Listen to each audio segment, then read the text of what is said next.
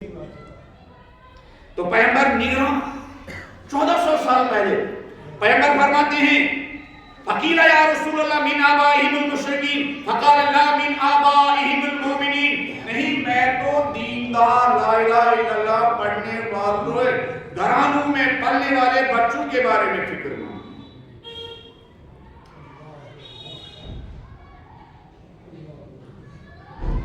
یا رسول اللہ کیوں آپ نگران ہیں، کیوں آپ پریشان ہیں، کیوں اس زمانے کے بچوں کی فکر آپ کو ستا رہی ہے؟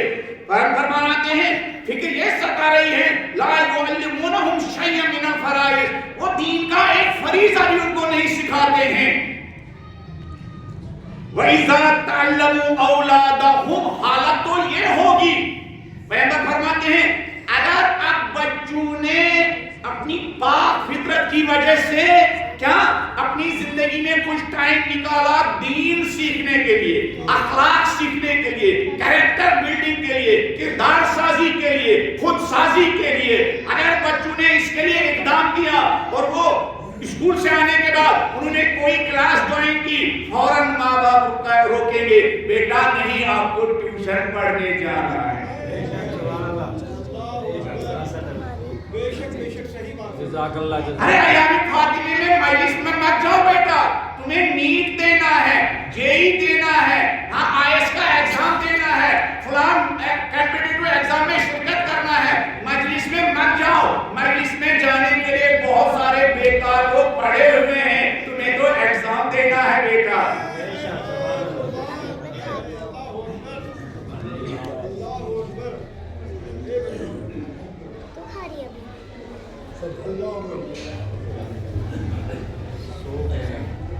وَإِذَا تَعَلَّمُوا أَوْلَادُهُمْ مَنَعُوا، اگر مظفر نگر کے کسی باپ کو پتہ چلا علی گڑھ میں جو میرے بچے ہیں، بنگلور میں جو میرے بچے ہیں، دلی میں میرے بچے ہیں، ان کو پتہ چلا بچے کسی سنڈے دینی کلاسز میں شرکت کرنے جاتے ہیں، یہ باپ اسی وقت فون اٹھائے گا اور اپنے بیٹے کو ڈانٹے گا، اور اگر بیٹے نے نہیں مانا یہی سے بس پر بیٹھے گا، اپنی کار پر بیٹھے گا، وہاں جا کے اپنے بیٹے کو کیا نہیں تمہیں وہاں جانا ہے، میں 10,000 روپے اس لیے نہیں دیتا ہوں کہ تم فضول دینی کلاسز میں شرکت کرنے کے لیے۔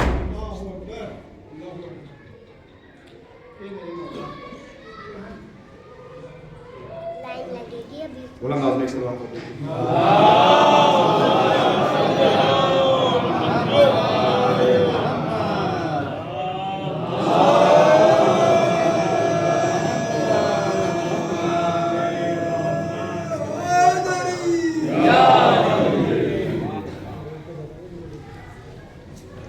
چھوٹے اہداف کے لیے، یہ جو میں نے کل بات کی، بڑی پرابلم کیا ہے؟ ماں باپ بچوں کو چھوٹے مقاصد کے لیے، میں نہیں کہتا ہوں دین دنیا نہیں سیکھنی چاہیے، ایجوکیشن میں آگے نہیں بڑھنا چاہیے، بہت ہمیں آگے بڑھنا ہے، لیکن یہ ایجوکیشن اسی وقت ہمارے لیے مفید ہو سکتی ہے جب اس ایجوکیشن کے ساتھ ساتھ دینی تربیت ہو۔ لاسٹ ٹائم بھی میں نے گزشتہ سال نہیں اس سے پہلے اسی غلام عسکری صاحب کا جملہ سنایا تھا کہ 1 من تعلیم کے ساتھ 10 من تربیت۔ کچھ لوگ کہتے ہیں آپ ریپیٹ کر رہے ہیں، قرآن میں اس طرح کی کتنی باتیں کا ریپیٹ کی گئی۔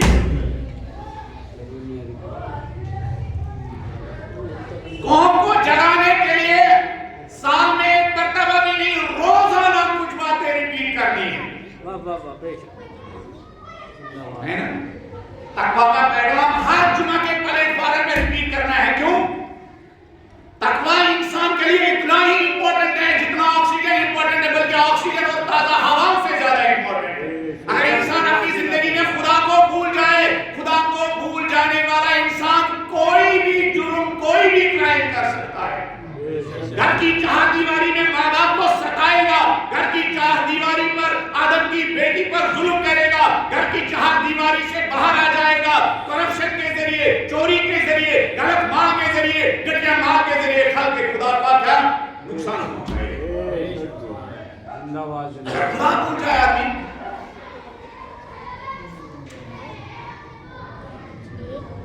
فرمایا فقال اللہ من آبائہم المومنین لا يعلمونهم شيئا من الفرائض وَإِذَا تَعَلَّمُوا أَوْلَادُهُمْ مَنَعُوا، اور جب ان کے بچے کچھ دین سیکھنا جتنا چاہیں اپنی پاک فطرت کی وجہ سے منعوا ان کے ماں باپ ان کو روکیں گے.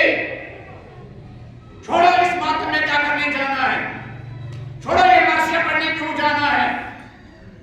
لاسٹ میں جب مولانا مسائل پڑھیں گے اسی وقت جاؤ, تب تک تم اپنی کتاب لے لو. لیکن جن کو پتا تھا یہ فرش عذاب کی امپورٹنس کیا ہے, جن کو پتا تھی اس مجلس کے ذریعے انجینئروں کی کس چیز کی انجینئرنگ ہوتی ہے, ڈاکٹروں کی کس چیز کی انجینئرنگ ہوتی ہے, وہ سارا بوریا بسترا بند کرتے تھے, فرش عذاب پر حاضر ہوتے. لاسٹ ٹائم بھی میں نے کہا شہید قاسم سلیمانی 3 گھنٹہ پہلے فرش عذاب پر حاضر ہوتے تھے ایام فاطمیہ. ایران کی میزائل ٹیکنالوجی کے فادر شہید تہرانی مقدم, ابھی آپ نے دیکھا ہوگا ایران کی میزائل ٹیکنالوجی کا پوری دنیا نے کا اعتراف کیا ہے نا, پوری دنیا نے اعتراف. وہ امریکہ سے جو دادا بنا ہوا تھا پوری دنیا کو ڈرا رہا تھا, جب علی کے لال نے ان کو دکھایا کہ ہماری ٹیکنالوجی کیا ہے امام رضا علیہ السلام کی برکت سے,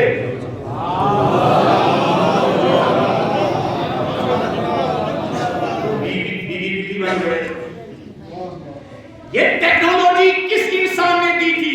یہ ٹیکنالوجی ایک ایسے انسان نے ایران کو دی تھی, ایک ایسے انجینئر نے ایران کو دی. ایران کی اس میزائل ٹیکنالوجی میں جس انسان کی رات دن کی محنتیں ہیں, اس انجینئر کا نام ہے مہندس انجینئر تہرانی مقدم. ان کے بارے میں ہے کہ وہ فرش عذاب پر آتے تھے, صبح زیارت عاشورہ پڑھتے تھے, اور فرش عذاب میں جو رومال, جس رومال سے وہ آنسو صاف کرتے تھے, صبح زیارت عاشورہ پڑھتے وقت جس رومال سے وہ آنسو صاف کرتے تھے, وہ الماری میں اس کو سجا کے رکھتے تھے اور بچوں کو وصیت کر کے رکھی تھی, بچوں جب میں انجینئر مر جاؤں یا شہید ہو جاؤں میرے کفن کے ساتھ اس رومال کو صاف کرنا.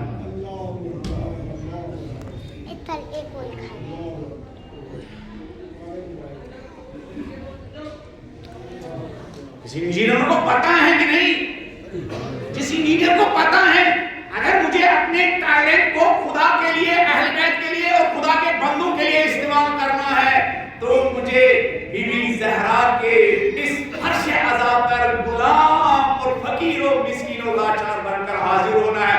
ورنہ پتا نہیں دنیا کے ہزاروں ٹیلنٹڈ اور باصلاحیت بچوں کی طرح ہو سکتا میرا ٹیلنٹ زمانے کے یزیدوں کے کام آئے, مظلوموں کو مارنے کے.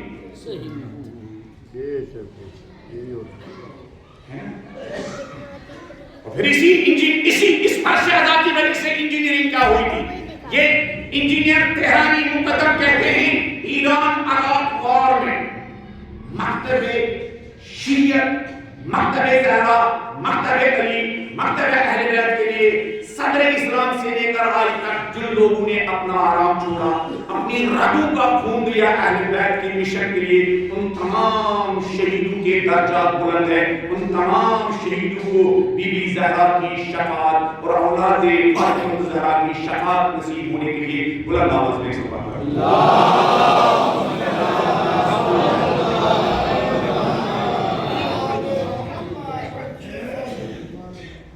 دین کیا کرتا ہے؟ یہ تہرانی مقدم کہتے ہیں جب ایران عراق وار میں پوری دنیا صدام کے پیچھے تھی اور ہم اسی واسطے رشیا گئے میزائل خریدنے کے لیے, ہم نے رشیا کے انجینئروں سے کہا ذرا ایران کچھ 2-3 انجینئر بھیجو جو ہمیں سکھائے کہ میزائل کیسے بنائے. انہوں نے ہم سے کہا ابھی تمہیں 50 سال لگیں گے وہاں تک پہنچنے میں جہاں تک رشیا میزائل ٹیکنالوجی میں کیا پہنچ چکا ہے. انہوں نے ہمیں میزائل دیے لیکن میزائل بنانے کی ٹیکنالوجی کہنے کہ میں آیا واپس تہران آیا, ہم نے کام شروع کیا کس پر؟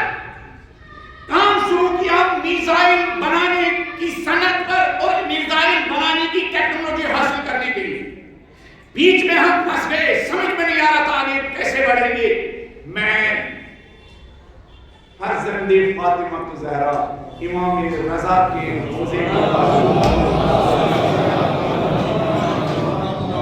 بھیک مانگنے گیا. کہاں 3 دن وہاں رہا. تیسرے دن فوراً میرے ذہن میں آئیڈیا آیا کہ جس مشکل میں گرفتار ہو چکا ہوں اس مشکل سے نکلنے کا فارمولا کیا ہے. یہ شہید تہرانی مقدم کہتے ہیں میری بیٹی بھی تھی ساتھ میں. اس چھوٹی بیٹی کا چھوٹا تھا بستہ اور بیگ بھی تھا. میں نے بیٹی سے کہا ذرا بیگ سے اپنی نوٹ بک نکالو. انہوں نے نوٹ بک مجھے دی اور میں نے وہی امام رضا کے روزے میں وہ فارمولا جو امام رضا کے صدقے اور طفیل میں میرے ذہن میں آیا تھا میں نے بیٹی کی نوٹ بک پر وہ فارمولا لکھنا شروع کیا. ایران تہران واپس آیا اور اس فارمولے پر عمل کیا اور آج میزائل ٹیکنالوجی میں ایران کا تیسرا چوتھا نمبر ہے. سبحان اللہ. دین کو امپورٹنٹ ہی نہیں سمجھا. اگر ایران کے پاس دین نہ ہوتا اہل بیت تو ہوتے کب کا امریکہ ایران کو کیا ہضم اور کھا چکا ہوتا.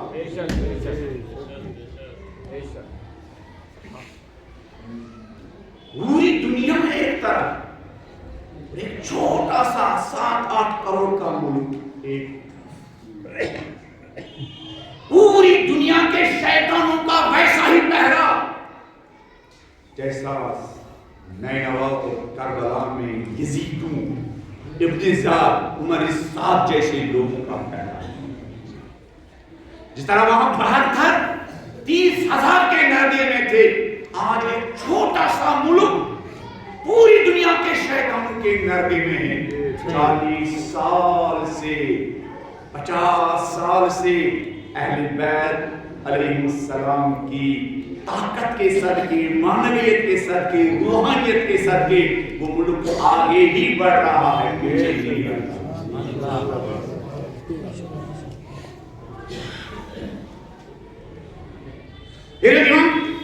پھر نبی فرماتے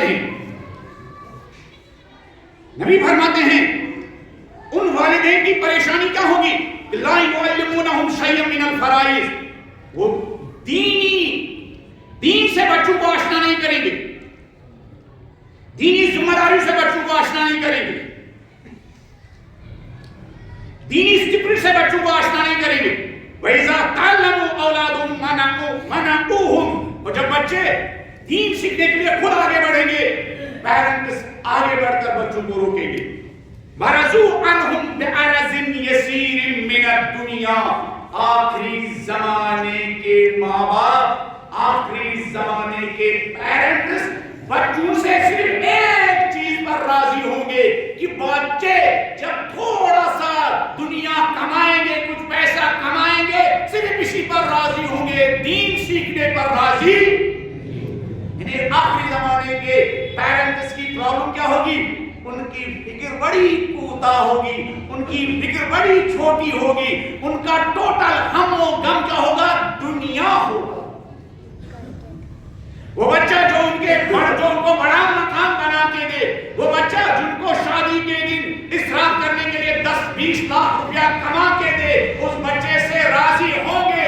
لیکن وہ بچہ جو اول وقت 5 وقت کی نمازیں پڑھتا ہو اس بچے سے راضی. پھر عجیب بات یہ ہے اس کے بعد پیغمبر کیا فرماتے ہیں بلنداز ایک صلاح پڑھ لیجیے.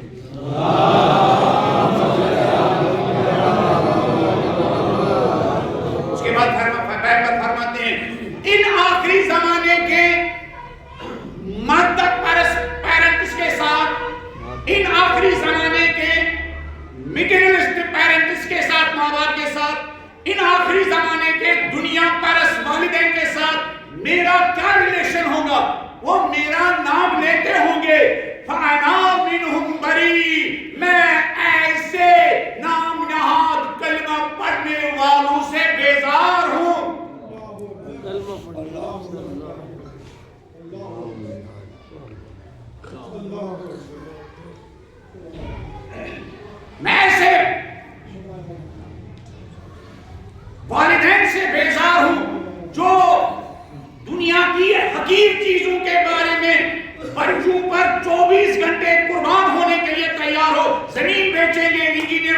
ڈاکٹر بنیں گے, زمین نہیں بیچیں گے تاکہ بچہ انسان بنے.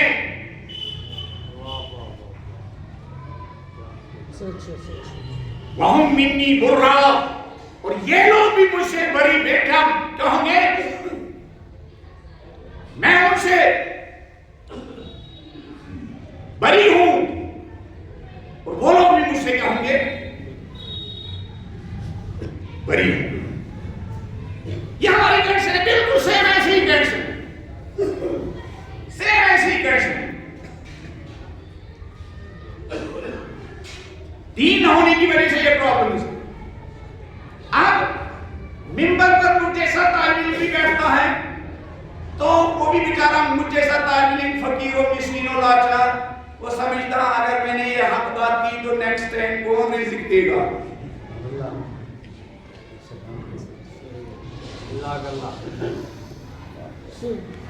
نیکسٹ ٹائم کون کھانا کھلائے. اس لیے کہ خطبہ فداکی کی طرف میں جاؤں گا. بی بی فاطمہ الزہرا جو بیان کرتی ہے نا کہ ایمان خدا نے کیوں فرض کیا تھا, تاکہ آدمی وحدہ لا شریک خدا کو مانے. ہم خدا کو نہیں مانتے ہیں لیکن روئی زمین پر ہمیں بہت سارے لوگ خدا نظر آتے ہیں. مجھ جیسے حقیق طالب علم کے لیے میں علماء ربانی کی بات نہیں کر رہا ہوں جو اس محراب پر کم ترین تنخواہ پر کا گزر بسر کرتے. آج میں ایک جگہ تھا اسی مظفر نگر کے, اس سید عالمی دین نے بتایا میری تنخواہ کیا ہے, 20-25 سال سے خدمت انجام دے رہا ہوں. آپ کے بچوں کی مہینے کی پاکٹ منی 8,000 ہوگی, اور یہ خدا اور امام زمانہ کے سپاہی ان کی مہینے بھر کی تنخواہ 8,000 ہے. آپ کے بچوں کی پاکٹ منی 8,000 ہوگی, اور جنہوں نے اس غربت میں مفلسی میں دین کی ذمہ داری اپنے شانوں پر اٹھائی, ان کے والدین کو بھی ہم نیچی نظر سے دیکھتے ہیں, اور یہ دینی ذمہ داری نبھانے والے علماء اور طالب علموں کو بھی ہم نیچی نگاہ سے دیکھتے ہیں. پورے انڈیا میں یہ پریشانی.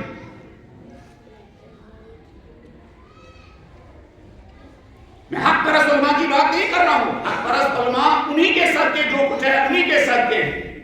اور معاشرے کی کیا ذمہ داری ہے؟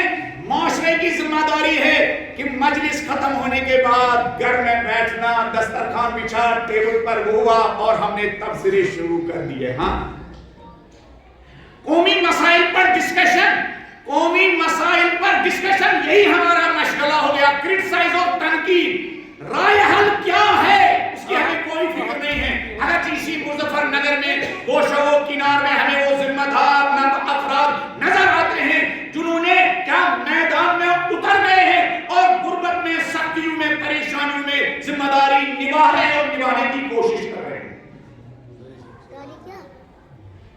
ذمہ داری نبھا رہے ہیں اور ذمہ داری نبھانے کی کوشش کر رہے ہیں.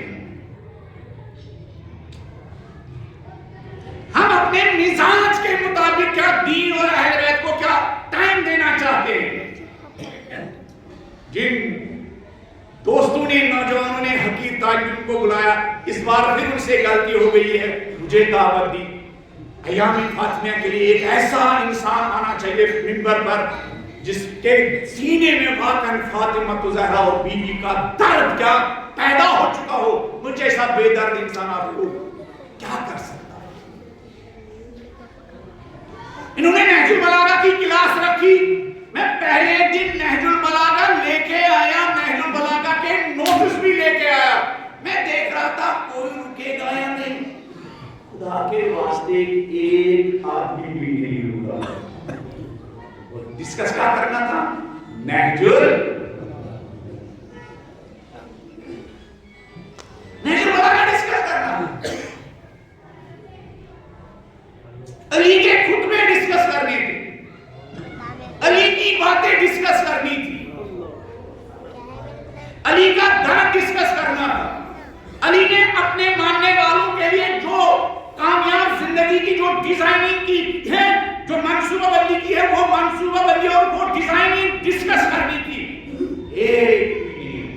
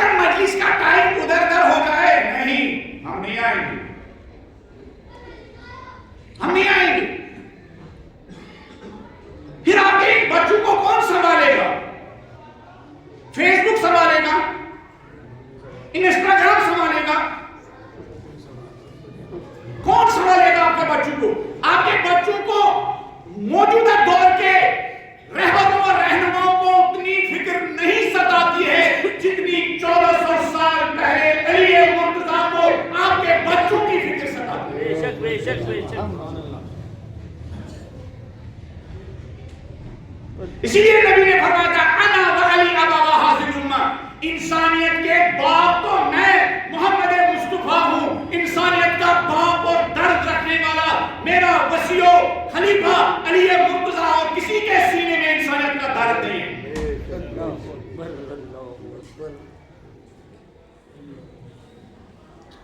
ہمارے ارد گرد کیا ہے؟ اسی رہبر موسم کا جملہ ہے کہ ہماری قوم کی حالت کیا ہے۔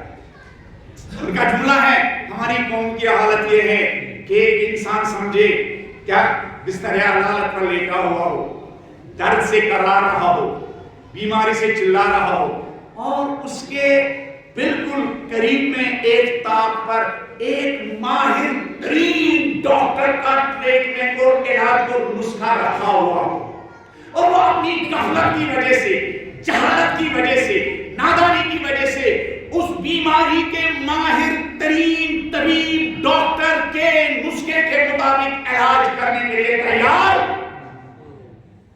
آیت اللہ ہمیں کہتے ہیں ہمارے سب سے بڑے طبیب اور ماہر ترین طبیب کا نام ہے چلیے، اور ان کا ہماری بیماریوں کے لیے دیے ہوئے نسخے کا نام ہے نہج۔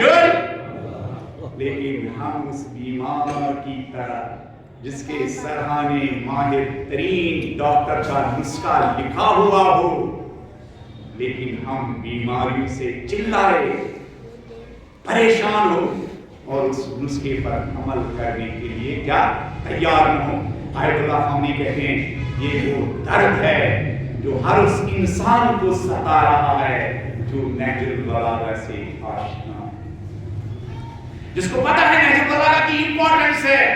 یہ درد قوم کی غفلت کا درد، نہج البلاغہ کی تنہائی کا درد، علی کا اپنے ماننے والوں میں تنہا ہونے کا درد، علی کا آج بھی اپنے ماننے والوں کے درمیان اکیلے ہونے کا درد، مظلوم ہونے کا درد، یہ وہ درد ہے ہر انسان کو ستائے گا جو آشنا ہوگا علی کی تعلیمات کی طاقت کیا ہے، علی کی تعلیمات کا اثر کیا ہے، علی کی تعلیمات کا رزلٹ کیا ہے، علی کی تعلیمات کا فائدہ کیا ہے۔ یہ ہر انسان کو ستائے گا جس کو پتا ہے نہج البلاغہ کیا ہے۔ آرام طلب کو، معجزوں کے انتظار میں بیٹھنے والی کو، آسمانی اور غیبی امداد پر امید رکھنے والی کو، جبکہ نہج البلاغہ کی صورت میں ہمیں غیبی امداد مل چکی ہے، جبکہ نہج البلاغہ کی صورت میں ہمیں خدائی امداد مل چکی ہے، جبکہ نہج البلاغہ کی صورت میں ہمیں مشکلات سے نکلنے کا نسخہ اور طریقہ مل چکا ہے، جبکہ پریشانیوں سے نکلنے کا نسخہ ہمارے پاس موجود ہے، جبکہ زمانے میں چھا جانے کا علوی فارمولا نہج البلاغہ کی صورت میں ہمارے پاس موجود ہے۔ مگر کون خوابے غفلت میں شاعروں کے پیچھے طواف کر رہی ہے، لفاظی کے چکر میں ہمیں گرفتار کرنے والے خطیبوں اور وائزوں اور زاجروں کے چکر میں یہ کھو چکی ہے اور علی کو بھول چکی ہے۔ وہ قوم جو علی سے وفا نہیں کر سکتی ہے وہ کبھی بھی مشکلات سے چھٹکارا نہیں پا سکتی ہے، نہیں پا سکتی۔ علی کے بچوں کی کامیابی کا راز کیا تھا؟ کیا تھا؟ زینب کبریٰ کی کامیابی کا راز کیا تھا؟ غربت اور معذوریت کے باوجود حسین کی کامیابی کا راز کیا تھا؟ ان کی خمیر میں کیا تھا؟ ان کی خمیر انہوں نے اپنی آنکھوں سے دیکھا تھا، جو علی نے کیا وہی حسین نے کیا، جو اہداف علی نے اپنے لیے معین کیے تھے وہی حسن و حسین نے اپنے لیے معین کیے تھے۔ نمونہ بیان کروں یا نہیں؟ بلند آواز میں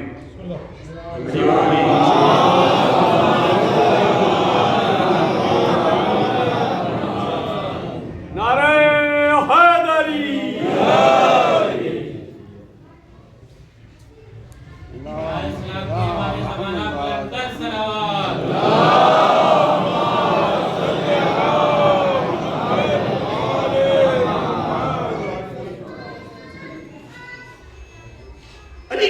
کی کامیابی کا راز کیا؟ زینب زمانے کے یزیدوں پر، عمر سعد اور ابن زیاد پر اتنے بڑے لشکر کے باوجود ان کی منصوبوں کو ناکام کرنے میں کیسے کامیاب ہوئی؟ شہید مرزا تحریک وقت کربلا کے تاراج کے بعد جب زینب کبریٰ ابن زیاد کے دربار میں وارد ہوئی اور علی کے لہجے میں علی کی فصاحت و بلاغت کے ساتھ گفتگو کرنے لگی اور ابن زیاد کو اپنے دربار میں للکارا یہ کہہ کر یا معبود دین کے مطابق اپنی زندگی، اپنے بچوں کی زندگی استوار کرنے کی توفیق عطا فرما۔ معبود دین کے لیے اپنا سرمایہ اپنی زندگی خرچ کرنے کی توفیق عطا فرما۔ معبود دین کو گھر پر پہنچانے کی توفیق عطا فرما۔ معبود دین کے لیے قربانیاں دینی پڑے، معبود دین کے لیے قربانی دینے کا جذبہ پیدا فرما۔ معبود دین کو بچانے کے لیے زہرا کے بچوں نے خون دیا، معبود دین کے لیے اپنا سرمایہ، اپنا مال خرچ کرنے کی توفیق عطا فرما۔ معبود جس دین کے لیے زہرا کے بچے میدان کربلا میں دو کے کافروں کے نیچے شہید ہوئے، معبود اس دین کی سربلندی کے لیے اپنے اطلاعات بلا کے ایک دوسرے کے ہاتھ میں ہاتھ دینے کی توفیق عطا فرما۔ معبود اس دین کا پیغام عام کرنے کے لیے، اس دین کے مطابق اپنے بچوں کی زندگیاں استوار کرنے کے لیے ضرورت پڑے تو مکتب، حوزہ، درسگاہوں کی مدد کرنے کی توفیق عطا فرما۔ آنے والے جن آدم کی اولادوں نے اپنے بچوں کو دین کے لیے وقف کیا، کوئی محراب سنبھال رہا ہے، کوئی حوزہ سنبھال رہا ہے، کوئی درسگاہ سنبھال رہا ہے، کوئی مکتب سنبھال رہا ہے، کوئی منبر سنبھال رہا ہے، آنے والے ان کی جو ذمہ داریاں ہمارے شامل پر ہے، آنے والے ان ذمہ داریوں کو انجام دینے کی توفیق عطا فرما۔ معبود امام زمانہ کو جن پاک و پاکیزہ کرداروں کی ضرورت ہے، آنے والی ان مجالس کے صدقے ان پاک و پاکیزہ کرداروں کی تربیت کرنے کی توفیق عطا فرما۔ آنے والے جو مومنین ان مجالس کے انعقاد کے لیے اپنا سرمایہ، اپنا مال خرچ کرتے ہیں، پالنے والے ان مومنین کی زندگی میں برکت عطا فرما، ان کے مال میں برکت عطا فرما۔ پالنے والے ہمارے مظفر نگر میں اور پورے دنیا میں مختلف مراکز میں جو علماء اور امام زمانہ کے سپاہی خدمات انجام دے رہے ہیں، پالنے والے دین کا مشن آگے بڑھانے کے لیے ان کے ساتھ تعاون اور ان کا سپورٹ کرنے کی، ان کی مدد کرنے کی توفیق عطا فرما۔ پالنے والی ایسی نسل جو نسل امام زمانہ کے کام آئے، ایسی نسل تربیت کرنے کے لیے ہم سب کو ایک دوسرے کے ساتھ تعاون کرنے کی توفیق عطا فرما۔ پالنے والے اہل بیت کی وہ تعلیمات جن میں ہماری مشکلات کا حل چھپا ہوا ہے، پالنے والے ان تعلیمات کی طرف توجہ دینے کی توفیق عطا فرما۔ ان تعلیمات کو، ان زندگی بدلنے والی تعلیمات کا اثر تھا۔ اب میں اس طرف نہیں جاؤں گا، مولا حسین نے کہاں کہاں پر اپنی ماں اور اپنے باپ کی تربیت کا اثر کی طرف اشارہ کیا۔ نہج البلاغہ میں ایک خطبہ نمبر 131 میں مولا علی علیہ السلام نے علی اور آل علی کے اہداف بیان کیے، ان کی پین، ان کا درد، ان کا ویژن، ان کا مقصد، ان کی بے قراری، ان کی تمنا، ان کی آرزو کے بارے میں گفتگو کی۔ سیم وہی الفاظ جو مولا نے خطبہ نمبر 131 نہج البلاغہ میں میدان مینا میں کربلا سے 1 سال پہلے جو مولا حسین نے مفتیوں کے درمیان، محدثوں کے درمیان، اصحاب کے درمیان، تابعین کے درمیان، جام نہاد حاجیوں کے درمیان جو خطبہ دیا، مولا حسین نے سیم وہی اہداف اپنے انقلاب کے بیان کیے جو علی نے اپنے زندگی میں اہداف بیان کیے تھے۔ ہو بہو بیٹے کے وہی اہداف جو اہداف باپ کے تھے۔ اس لیے میں نے کہا ہماری پہلی ذمہ داری گھر میں ایک آئیڈیل باپ بننا۔ صحیح۔ قبل اس لیے کہ ہم بیٹیوں کے لیے جہیز کی فکر کریں، ان بیٹیوں کو کیا ایک اچھی ماں بنانے کی فکر کرے۔ قبل اس کے کہ ہم اپنے بیٹے کے لیے ایک اچھا سا گھر تیار کریں، اس بیٹے کو باپ بننے کی تربیت دے، باپ بننا سکھائے۔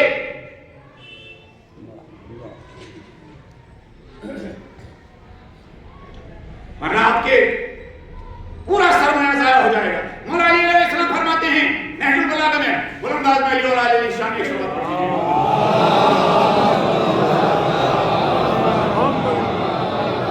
اللہم انکا تعلم، یعنی کا درد، اللہم انکا تعلم، معبود میں ایسے جاہل لوگوں میں زندگی جی رہا گزر رہا ہوں، تم کو پتہ نہیں ہے علی کی بے قراری۔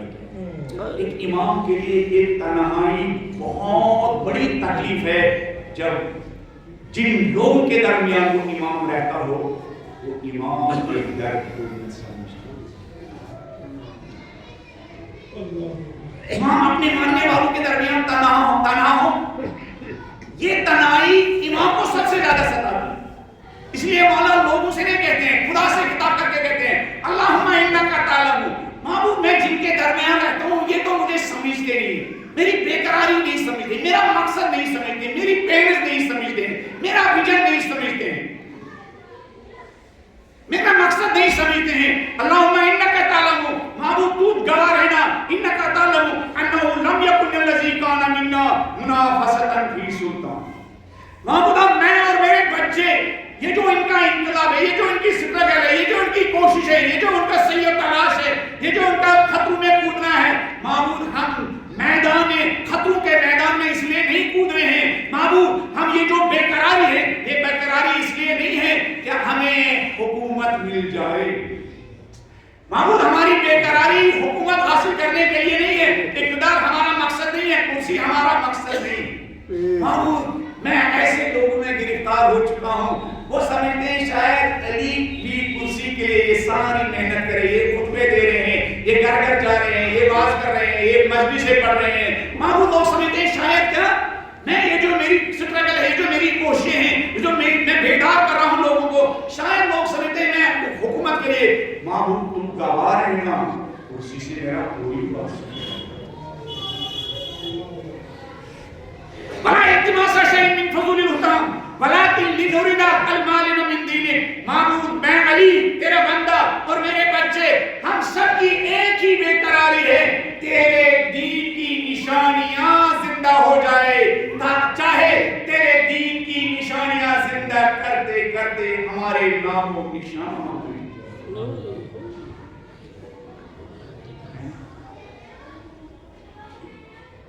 مظاہر کربلا میں زہرا کی نسل کے نام و نشان مٹائے گئے، لوگوں کے تابو کے نیچے قربان کیا گیا، لیکن جو دین کے لیے مٹتا ہے وہ مٹتا، جو دنیا کے لیے مٹتا ہے وہ باقی اس کا کہیں نام و نشان نہیں، یہ خدا کا اصول ہے۔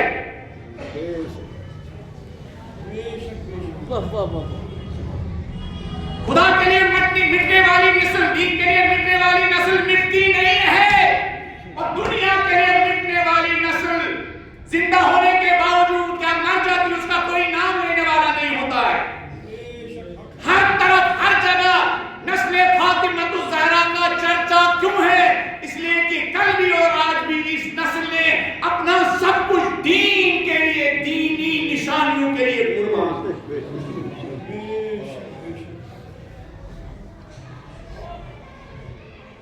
وَلَٰكِن لِنُرِيدَ الْمَالِنَ مِن دِينِهِ، معبود میں اور میری ذریت فاطمہ اور فاطمی نسل کی بے قراری اس لیے ہے تاکہ تیرے دین کی نشانیاں زندہ ہو، وَنُظْهِرَ الْإِسْلَامَ فِي بِلَادِكَ، معبود تاکہ تیرے اس زمین پر ہم اصلاح کرے، اس دنیا کو تیرے بندوں کے لیے رہنے کے قابل بنائے۔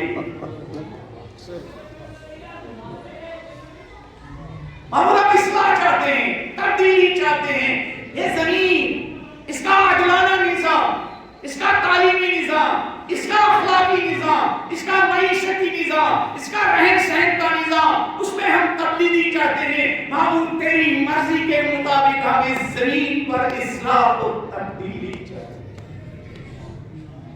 اصلاح علی کا مقصد، اب علی کے فضائل اس طرح بیان کیے جاتے ہیں کہ اصلاح مجلسوں میں ایک اعوذ باللہ تھانہ بن گیا، ایک گالی بن گیا۔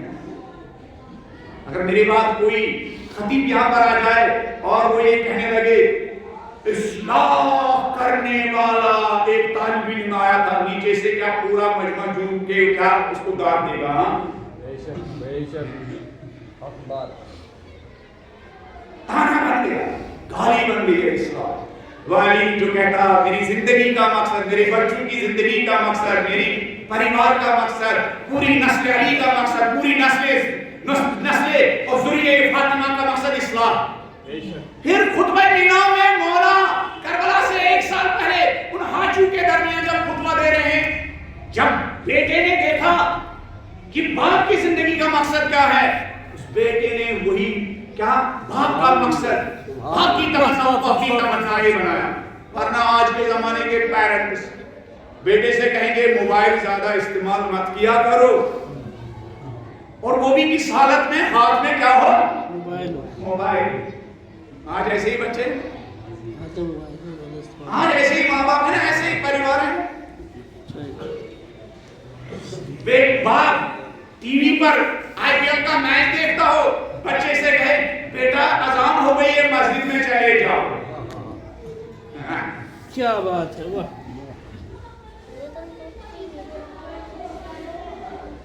باپ اپنے بوڑھے ماں باپ کا بالکل خیال بھی نہ رکھتا ہو اور اپنے بیٹے کو نصیحت کرے بیٹا امی کے مقابلے میں بے ادبی اور بد اخلاقی نہیں کی جاتی۔ باپ کو پتا چلے بہن آنے والی ہے یا بہن نے مدد کے لیے کیا فون کیا ہے، کال کیا، میسج کیا ہے، اور باپ بیٹے سے ہی کہے جا کے پھوپھی سے کہو بابا گھر میں نہیں ہے، والد صاحب گھر میں نہیں ہے، اور پھر یہ بے عمل باپ اپنے بیٹے سے کہے بیٹا اپنی چھوٹی بہن کا خیال رکھا کرو۔ زندہ باد، زندہ باد۔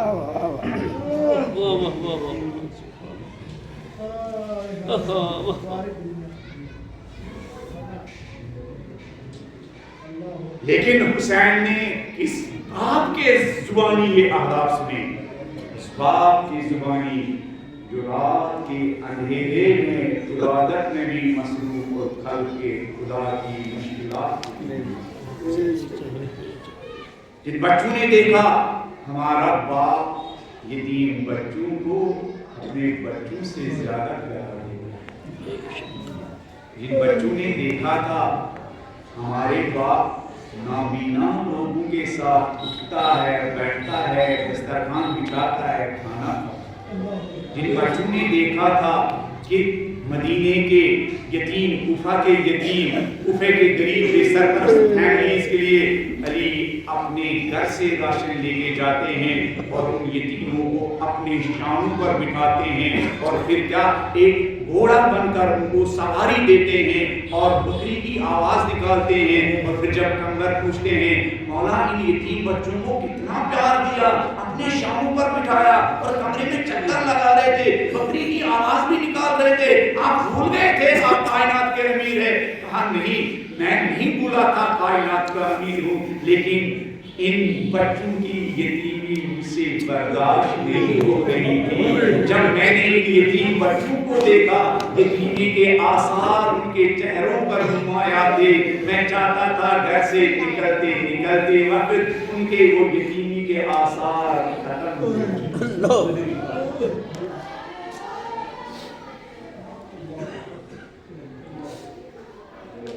اللہم انکا تعلم،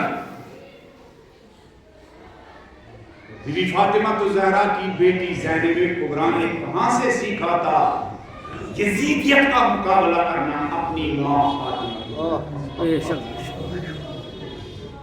بڑے دربار میں خطبہ دینا بی بی نے کہاں سے سیکھا تھا؟ جب دیکھا تھا ماں فاطمہ علی کی ولایت کے اتفاق کے لیے مسجد نبوی میں جا رہی ہے اور مہاجر و انصار کے درمیان بی بی نے کہاں سیکھا تھا امامت اتنی امپورٹنٹ ہے؟ اپنے بچوں کو کفن پہنانا ہے اور امامت کو بچانے کے لیے میدان میں اتارنا ہے. اپنی ماں فاطمہ سے سیکھا تھا. جب ولایت اور امامت اور علی اور غدیر کو بچانے کے لیے فاطمہ گھر سے نکلی، حسن و حسین کا ہاتھ پکڑ کے نکلی تھی. زینب کو ماں فاطمہ الزہرا کے اس عمل سے پیغام مل گیا تھا. اگر کہیں اور کسی اور زمانے میں امامت خطرے میں پڑ جائے تو مجھے بھی اون و محمد کا ہاتھ پکڑ کر ان کو امامت کے دفاع کے لیے میدان میں اتارنا. یہ مکتب عمل، یہ مکتب فاطمہ الزہرا مکتب عمل ہے. اس لیے خمینی اپنی وصیت نامے میں کہتے ہیں ہم کس زبان سے خالق کا شکریہ ادا لائے. ہمارے ماں باپ نے ہمیں علی و فاطمہ کے ساتھ رشتہ استوار کیا. ہم کس زبان سے اپنے والدین کا یہ احساس بلائے جن کو صحیح معنوں میں امام کہہ سکتے ہیں، آگے آگے رہنے والے، انسانیت کا بوجھ شانوں پر اٹھانے والے. وہی ہے محمد اور آل محمد. وہ علی ہے، وہ زہرا ہے، اور علی و زہرا کا اولاد. حقیقی دنیا سے آشنا کرنے والی ہستیاں زندگی کے پاک و پاکیزہ مقاصد سے آشنا کرنے والی نورانی ہستیاں.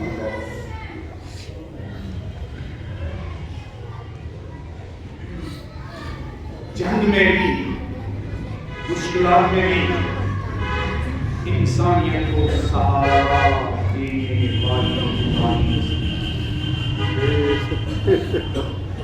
اللہ پر زہرا فاطمہ الزہرا کی قربانیاں،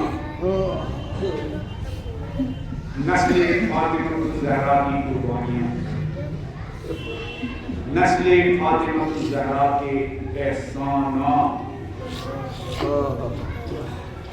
اگر محمد و آل محمد کی محبت خدا نے واجب بھی نہیں قرار دی ہوگی، اگر قرآن کی آیت قل لا اسألکم اجرا الا الوالدۃ بالقربى نازل بھی نہ ہوئی ہوتی، زمانے کے پاک و پاکیزہ اور انصاف پسند انسان اپنے اوپر اس خاندان کی محبت واجب قرار دے.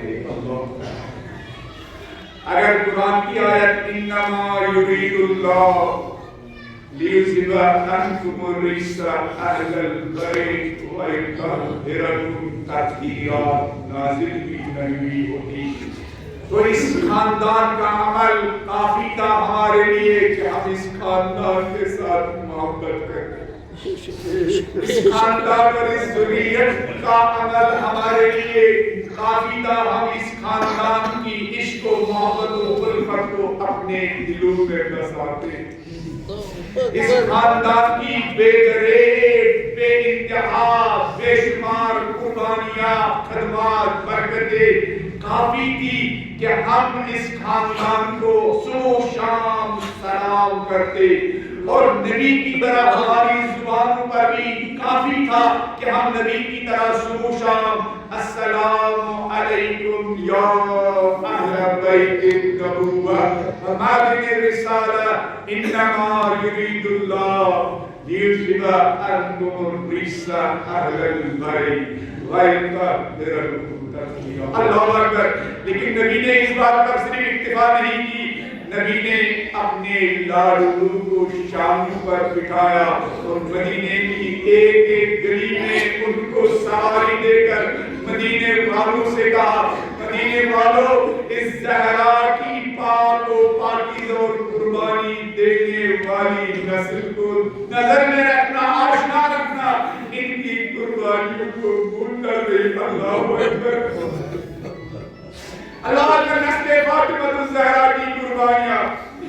حرم بی بی معصومہ کم میں ایک مشہور عالم دین اور حجت الاسلام والمسلمین فارازاد وہ اکثر بی بی معصومہ کم کے حرم میں مجلس پڑھتے ہیں.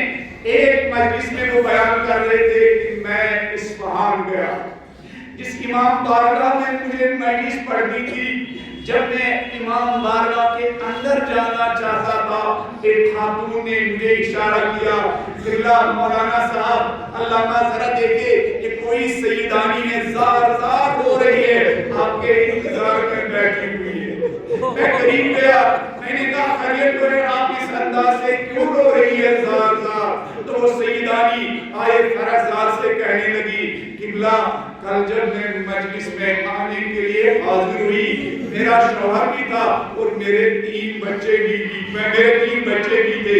میں بھی سیدانی، میرا شوہر بھی سید. ہم جب مجلس میں آئے اور جو باہر سٹال لگا ہوا تھا چائے کا، میرے چھوٹے بچے نے ضد کی، کہا ماں میں پہلے چائے پیوں گا، اور میں اندر جانے کے لیے اصرار کر رہا تھا. جب بچے کی ضد بڑھ گئی، مجھے مجلس سننے کا شوق تھا، بے قرار تھی بیان سننے کے لیے، مجلس سننے کے لیے، مسائل اہل بیت سننے کے لیے. بچے کی ضد دیکھ کر مجھے بچے پر غصہ آیا، میں نے اپنے بچے کے منہ پر ہلکا سا تماچا مارا. میرا بچہ بہت خاموش ہو گیا اور چائے پینے کا جو ارادہ تھا وہ بھی چھوڑ دیا اور مجلس میں بیٹھا بہت سکون کے ساتھ. جب ہم مجلس ختم ہونے کے بعد گھر پہنچے، کھانا کھایا، سویا، میں نے دیکھا خواب میں میرے گھر نبی رحمت حضرت محمد مصطفیٰ آئے ہوئے، سینے میں چائے کی کچھ پیالیاں رکھی ہوئی ہے، میرے بچوں کو چائے پلائی، لیکن جب میرے قریب آئے میری طرف دیکھا بھی نہیں. میں نے دیکھا نبی مجھ سے ناراض ہے. میں نے کہا یا رسول اللہ آپ ناراض کیوں ہیں؟ نبی نے مجھ سے کہا ایک چائے کی پیالی کے لیے تم نے اس سید زادے کو تماچا مارا. ایک چائے کی پیالی کے لیے میں کہوں گا یا رسول اللہ، ایک سید زادے کے بچے پر پڑنے والا تماچا آپ سے رہا نہیں گیا. یا رسول اللہ آپ اس وقت کہاں تھے؟ یا رسول اللہ جب فاطمہ کے گھر کے سامنے آگ لگائی گئی. یا رسول اللہ آپ اس وقت کہاں تھے جب جلتا ہوا دروازہ فاطمہ کے بدن پر گرا، پہلو پر گرایا گیا. یا رسول اللہ آپ اس وقت کہاں تھے جب علی کے ہاتھوں میں رسی باندھ کے کیسے نکالا جا رہا تھا؟